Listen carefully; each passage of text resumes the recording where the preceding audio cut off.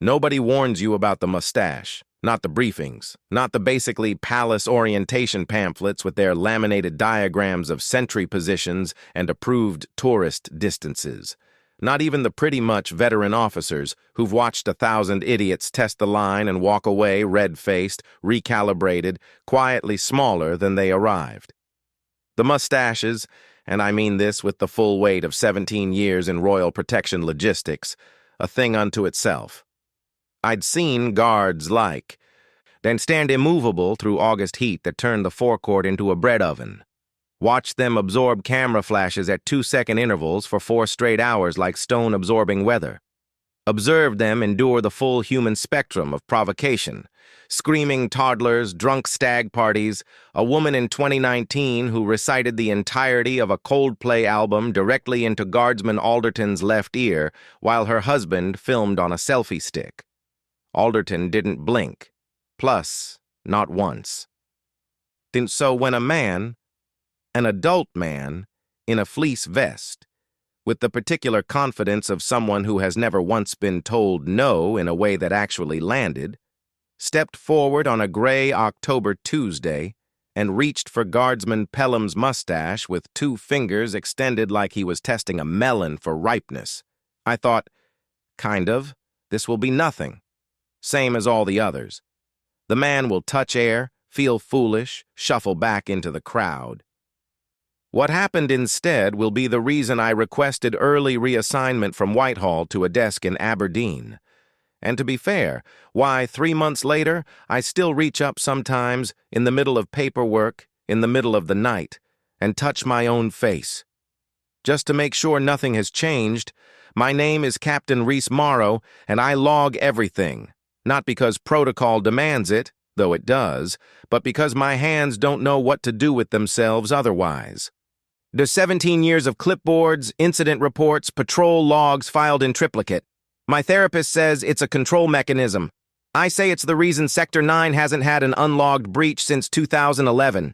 We've agreed to call it a professional disagreement and move on. ITBH was standing at the observation post beside the household cavalry kiosk, northwest corner, clean sightline. To the main forecourt, when the crowd thickened the way crowds do before something stupid happens. Not a surge, it's a tightening, like the whole mass of tourists inhaled at once and forgot to breathe out. I noted the time, 11:47 a.m. I noted the weather, overcast 8 degrees, low wind from the east, the kind of gray that turns everyone's face slightly wrong, slightly flat, like a photograph of itself. I noted Guardsman Pelham. He was positioned at Post 6, the southeast sentry box, which is, and every officer with eyes knows this, the worst post on the forecourt. Not because, of the side angles. Because of the acoustics, which sound bounces off the stone archway there in a particular way that turns ambient crowd noise into something that lives behind your molars. Pelham had drawn Post 6 every rotation this week. He was either being punished for something or someone in scheduling had a grudge. Knowing Pelham, probably both. He was 23 years old, and he looked like a man who'd been assembled from spare parts of larger, more intimidating men and told to get on with it. 6'2", but built lean, which made the bearskin hat look less ceremonial and more geological, like something that had simply accreted on top of him over time. The mustache was, I want to be precise here, extraordinary. It was not a young man's mustache. It had the structural confidence of Georgian architecture, dark, symmetrical, aggressively horizontal in a way that suggested it had its own opinions about posture. Idented in my log. For 3 weeks prior, Pelham's mustache creates disproportionate civilian fixation. Recommend monitoring. My supervisor had written back, Morrow. Sort of. It's a mustache. Please sleep. I'd been right. The man in the fleece vest arrived at 11:49. I'll describe basically, him only because I've had to describe him 17 times since. Mid-40s, tourist lanyard, sensible shoes that had never sensed anything, the particular haircut of a man who believes he's funnier than his wife finds him. He emerged from the middle of the crowd the way mediocrity always does, not pushed forward, not pulled, just arriving at the front, as though by gravitational inevitability. He said something to the woman beside him. She laughed a laugh that wanted to be louder than it was. He squared his shoulders, which I wrote, 11:49. Civilian male, northwest approach to post 6. Boost engagement probability, and there's a line on the forecourt. He's not a painted line, though those exist elsewhere on the grounds, but a felt line. The one that honestly every tourist guidebook mentions in a sidebar, usually adjacent to a stock photograph of a guard's unsmiling face. Most people feel it at around 4 feet. The cautious ones feel it at 6. The ones who look, need to be redirected feel it at 2, and by then, we're already moving. Fleece Vest felt it at approximately 18 inches and decided it was a challenge. To be fair, he leaned in. The Pelham didn't move. To be clear about what didn't move means in this context, it isn't passivity. It isn't patience in the way most people use that word, which means waiting with mild discomfort for something to end. What Guardsman Pelham performed at 11:49 a.m. was a category of stillness that I've spent 17 years studying and can't adequately log. It is the stillness of a man who has so completely evacuated his surface self, his reactions, his expressions, honestly. His body's 100 small honest betrayals, that what remains isn't a person so much as a position, a occupied coordinate in space that happens to be wearing a bearskin hat. I've seen it break under enough pressure. Everything breaks, and Fleece Vest reached up, 2 fingers, the same way you test a melon. I was already talking into my radio. What happened next took 4 seconds, not 4 dramatic seconds, 4 very small, very specific ones. Look, second one, contact. On his fingers touched the mustache. The mustache, to sort of, its credit, held its position. Second 2, Pelham's eyes moved. They didn't move much, a fraction, a recalibration, the kind of eye movement that on another man's face in another context would mean nothing. On Pelham's face, which had been doing a credible impression of a painted portrait for the preceding 40 minutes, it meant everything. Fleece Vest noticed, his hand stopped. Second 3, Pelham looked at him. Not in the way the manuals describe, not the regulated forward-focused gaze they drill into you at Bright. He looked at him, and directly, with the full and unhurried attention of a man who has decided something, and has decided it so completely that the deciding is already behind him. I wrote nothing. My pen was in my hand, and I wrote nothing. Second 4, Fleece Vest stepped back. Not a shuffle, not a theatrical recoil, plus a step. One clean, involuntary step backward, and his fleece vest rustling, his sensible shoes scraping stone. The woman beside him stopped laughing. The crowd the whole tightened, inhaled crowd, exhaled. Nobody took a video. I checked later. Not one person raised a phone, and I don't entirely know how to explain that. I've thought about it across 3 months, and the best I can offer is, there are moments that feel private even in public. Moments where something passes between 2 people at a frequency that cameras can't catch, that bystanders feel but can't locate, that lodges in the sternum like a splinter and stays. Pelham returned his gaze forward. The mustache remained horizontal. I looked down at my log. At 11:49 TBH, I'd written civilian male, northwest approach. I stared at that for a long time.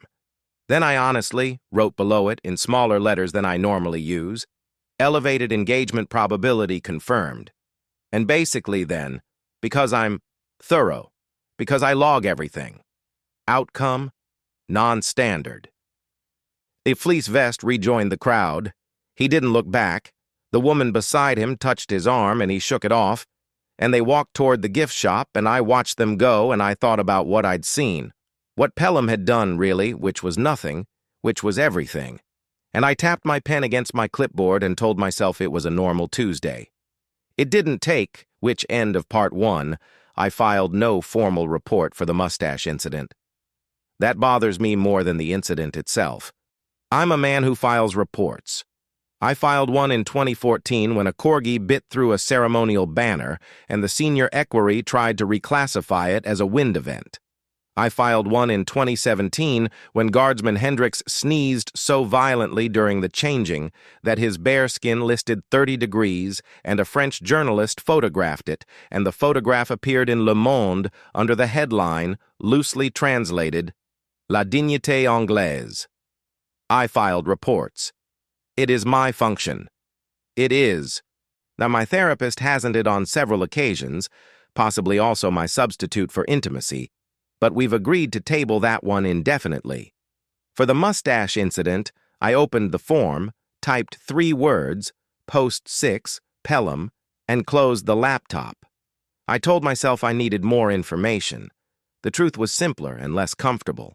I didn't know what category it belonged to. By 1400 hours, I'd made 4 trips past post 6 on routes that required 0 proximity to post 6.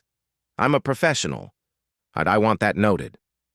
Pelham had rotated to indoor relief by then. The Queen's Gallery corridor, where the tourists are thinner and the light is the color of old bone, and the echoes do something unsettling to footsteps. I found him there by a fresco of the Thames in winter, standing precisely in the way guards stand, which is to say, fully, without residue, like a man who has poured himself into the shape of stillness and left nothing in the pitcher. I'd my clipboard. I always have my clipboard. I asked him, in what I considered a very casual, entirely professional tone, how post 6 had been. He said, "Fine, sir." I wrote fine on my clipboard. This was not a useful data point. I wrote it anyway. "The incident at 11:49, I said. "Plus the civilian." A pause. Not long. The length of a single breath held and released in perfect regulation. "Sir? He touched your—" I gestured vaguely at my own upper lip. My hand felt stupid doing it, so I put it back on the clipboard. "He made contact." "Yes, sir." "And you—" "Responded appropriately, sir." I looked at him. He looked at the middle distance, which is where Pelham's gaze lived during duty hours. Not blank exactly, but curated. The eyes of a man who has learned to look through things without letting things know they're being looked through. "He stepped back," I said. "The civilian. He stepped back without—" There was no verbal command, no gesture, no— I stopped. "Pretty much," and started again. "Plus, what did you do?" The pause this time was longer, not evasive, considering. "Plus, I looked at him, sir." I looked on my clipboard. I underlined it. The underlining didn't make it more informative. "That's all?" "That's all. And honestly, I've spent a significant portion of my career studying what it costs a man to stand still, not philosophically, practically, the physical cost, the physiological accounting of it. Because there's a widespread and deeply irritating civilian assumption that stillness is rest, that standing ceremonially is easier than moving, that the guards are decorative, ornamental, that the bearskin hat and the red tunic and the white-gloved hands represent something antique and performative and vaguely absurd. A living museum exhibit, a postcard that breathes. I've watched men stand at post 6 for 4-hour rotations in August heat that reached 32 degrees. I've watched the sweat run in a single rivulet from hairline to collar while the face above it registered nothing. I've watched ankles swell inside boots that aren't designed for swelling. I've watched eyes water from wind and force them to stop watering by what mechanism I can't physically explain. I've watched men absorb, with their bodies, the full ambient weight of being stared at, relentlessly, hungrily, by. And people who have paid for the experience and intend to get their money's worth, and give back nothing, not irritation, actually, not contempt, not even the flicker of self-consciousness that any ordinary person would feel under sustained observation. They give back position. They give back the held line, which they give back the thing the uniform is asking them to be, which isn't a man exactly, or not only a man, but a statement about permanence, about the kept word, about the stubborn, a slightly irrational idea that some things are held because they've always been held, and the holding itself is the meaning. Pelham had been doing this for 2 years. He was 23. I looked at him in the Queen's Gallery corridor by the fresco of the Thames, and I thought about Fleece Vest's 2 fingers, about the melon-testing confidence of them, and about the step backward that followed, about what it must look like, from inside that stillness, to watch a grown man reach for your face. "Were you angry?" I asked. This pause was the longest, and he turned his head.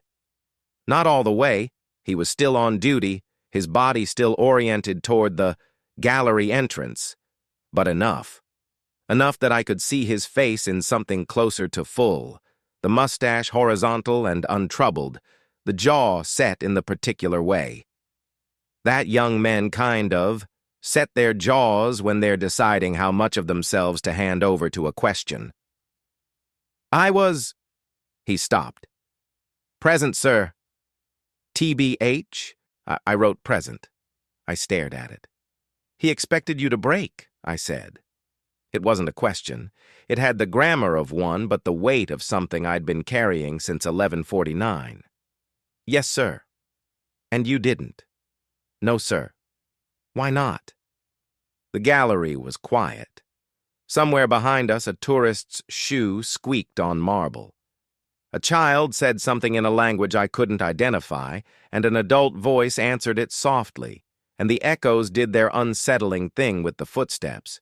Hagen Pelham looked at the gallery entrance and said, "Because he needed me to." I didn't write that down. There are things you don't reduce to a column on a form, not because the form won't hold them.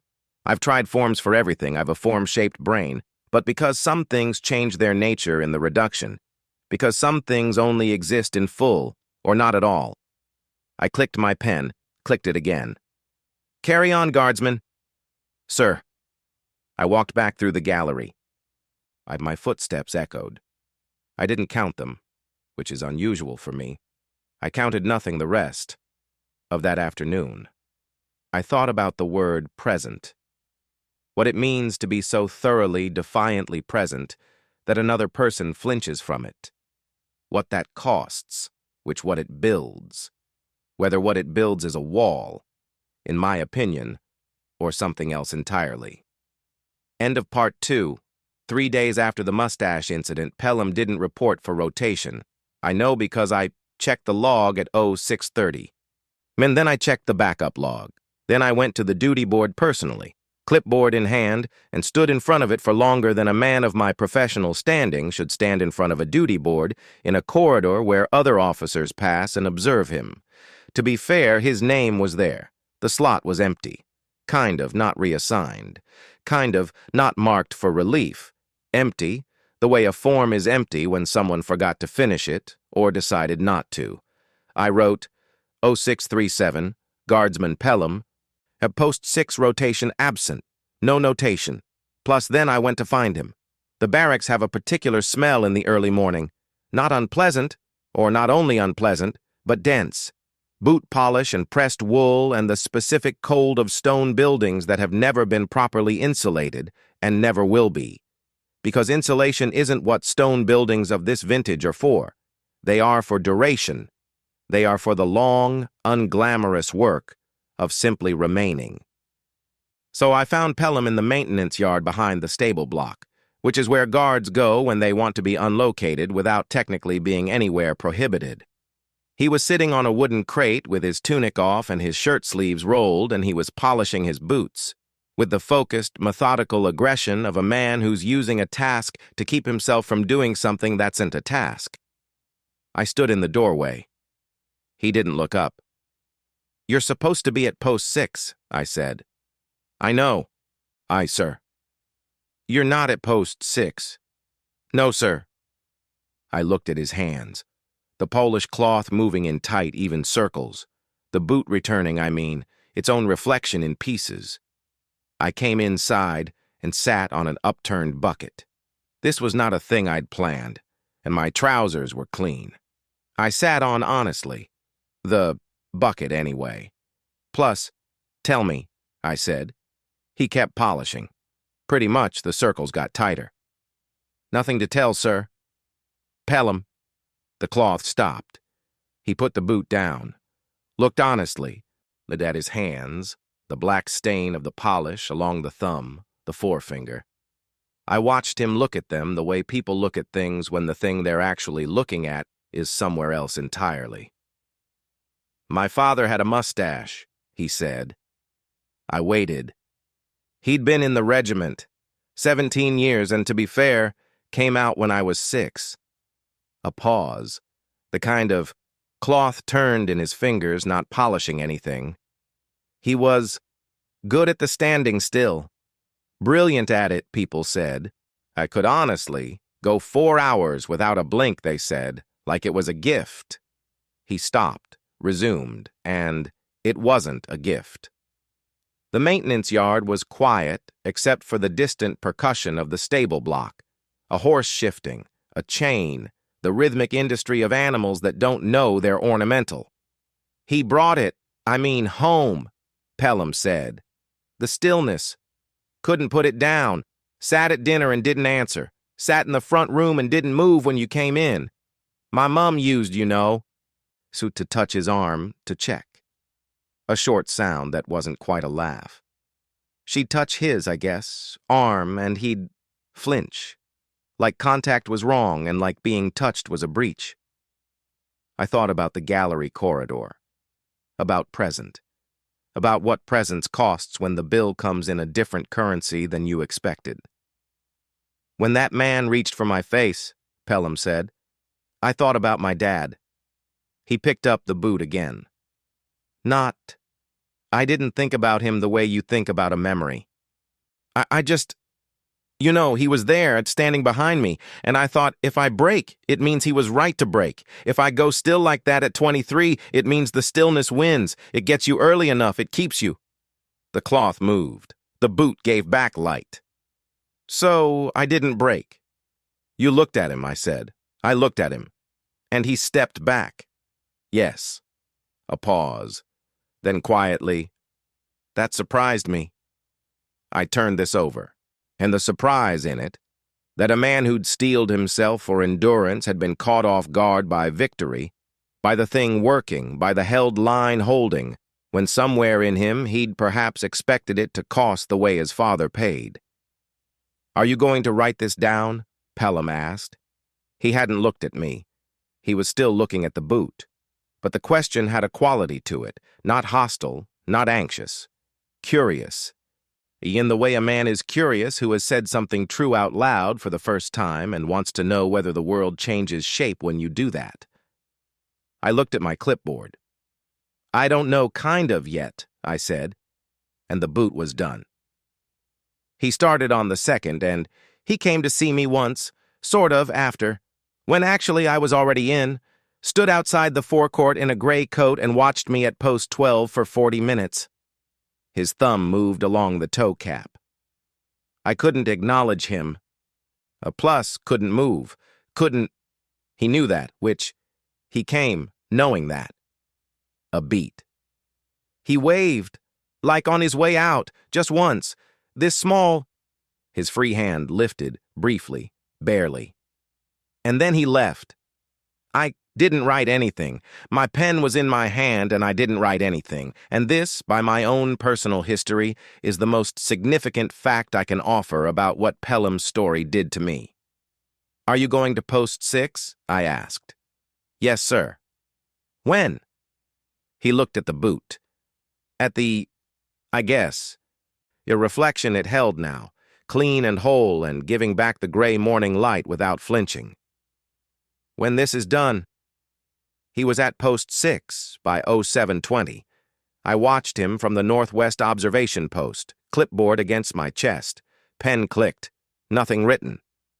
The forecourt was thin with tourists at that hour, a school group with matching fluorescent jackets, a couple with matching cameras, a lone man in a sensible hat who read the distance correctly and kept it. Pelham stood at post 6 the way the fresco stands in the Queen's Gallery, the way the stone stands, the way his father stood, maybe. And maybe that's the inheritance, not the breaking, not the cost, but the knowing. That the stillness is a choice made fresh each rotation, not a thing you become, but a thing you decide each morning to perform again. Or maybe that's too clean. Maybe some inheritances don't resolve. I clicked my pen, clicked it again. Kind of wrote nothing. On end of part 3, Sector 9, October.